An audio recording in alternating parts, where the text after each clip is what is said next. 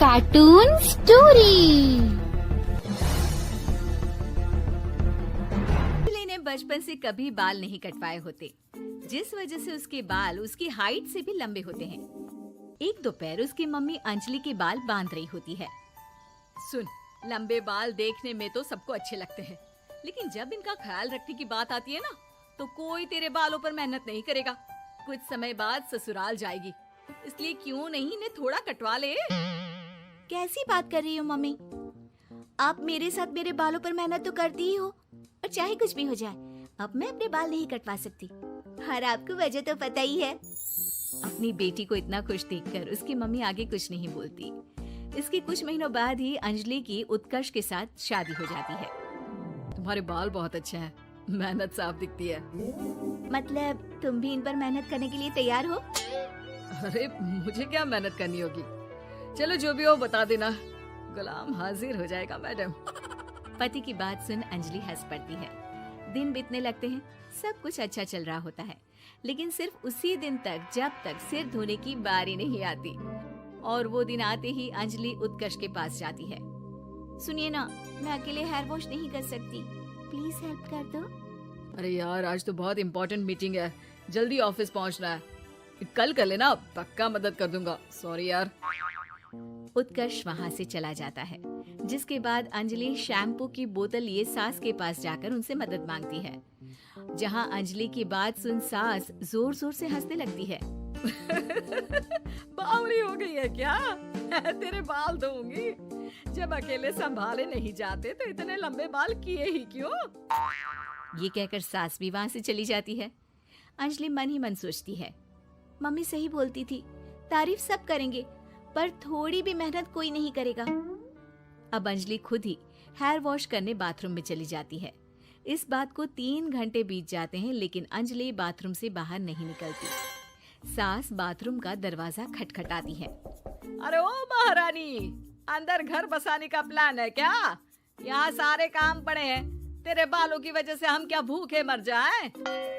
सास की आवाज सुन अंजलि अगले ही पल बाहर निकल आती है, लेकिन सही तरीके से सिर नहीं धुलने पर उसके आधे बालों में शैम्पू और बाकी बालों से पानी बह रहा होता है। हाय नास पीटी, इतने घंटे लगा दिए फिर भी इन्हें ठीक से धो कर नहीं आई। अब क्या सारे घर में पानी पानी करती घूमेगी? अरे कहीं मुझे ही ना गिरा दियो। आज तक कभी अपने आप हेयर वॉश नहीं किया, हमेशा मम्मी हेल्प कर देती थी, इसलिए टाइम लग गया। अंजलि और उसके बालों से टपक रहे पानी का हाल देख सास अपनी ही जान बचाने के लिए बहू को दोबारा बाथरूम में ले जाकर उसका अच्छी तरह हेयर वॉश कर बालों का पानी निकाल देती है। अब जल्दी काम पर लग जा, और मुझे दोबारा इस घर में तेरी जुल्फों का टंटा नहीं चाहिए। सास की बात मानकर अंजलि चुपचाप काम पर लग जाती है। इसी तरह दिन बीतने लगते हैं, जिसमें अब अंजलि हेयर वॉश के लिए आधे दिन का समय लेकर अपने घर आने लगती है। पर सास को इससे भी दिक्कत हो जाती है, जिसके चलते धीरे धीरे अंजलि के लिए अपने बालों का ख्याल रखना मुश्किल होने लगता है। न तेल लग रहा है, न समय से हेयर वॉश हो रहा है, और बालों में कंघा घुमाए तो हफ्ते बीत जाते हैं। मुझसे अपने बालों की ऐसी दुर्गति देखी नहीं जा रही। इसी तरह दिन और दिनों के साथ महीने बीत जाते हैं, जिसमें अच्छे से ख्याल नहीं रखने की वजह से अब बाल रफ उलझे हुए होने के साथ साथ हेयर फॉल भी शुरू हो जाता है। अब क्या हमें अपने बालों में उलझाकर कूड़े में फेंकने का इरादा है? जहाँ देखो वहीं मैडम के बाल गिरे हुए मिलते हैं। अरे कटवा क्यों नहीं देती इन नासपीटों को? तभी उत्कर्ष वहाँ आ जाता है। अरे कैसी बात कर रही हो माँ, आपके बोले बिना वो सब कुछ कर देती है, और बदले में जब सिर्फ अपने बालों के लिए जरा सी मदद चाहती है तो आप उसे ऐसी बातें सुनाती हो।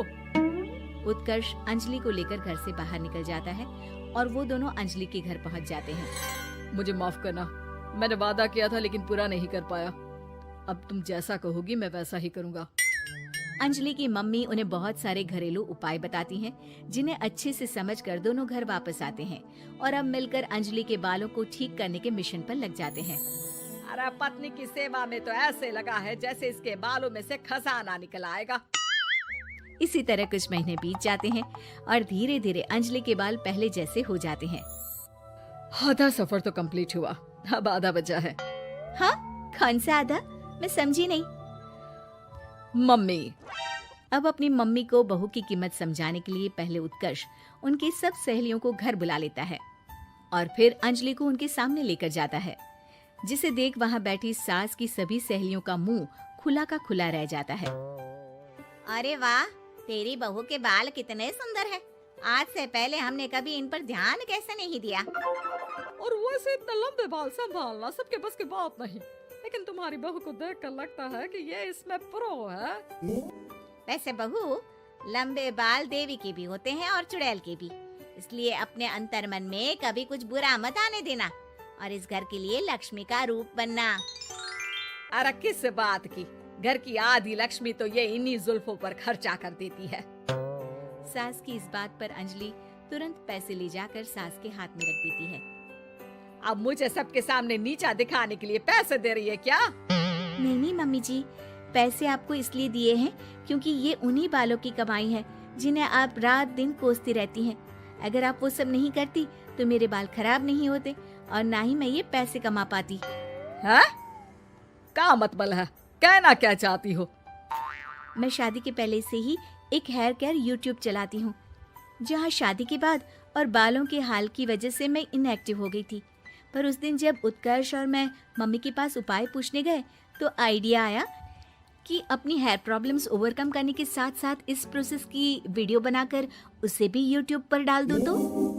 और अंजलि की इस आइडिया से वीडियो हिट हो गई, चैनल के सब्सक्राइबर भी बढ़े, साथ में व्यूज और पैसे भी मिले जो इसने आपको देने के लिए सोचा। बहू की बातें सुन सास को अपने बर्ताव पर पछतावा होता है और अब सास, बहू और पति सब मिलकर हेयर केयर और यूट्यूब चैनल पर काम करने लगते हैं। Yeah.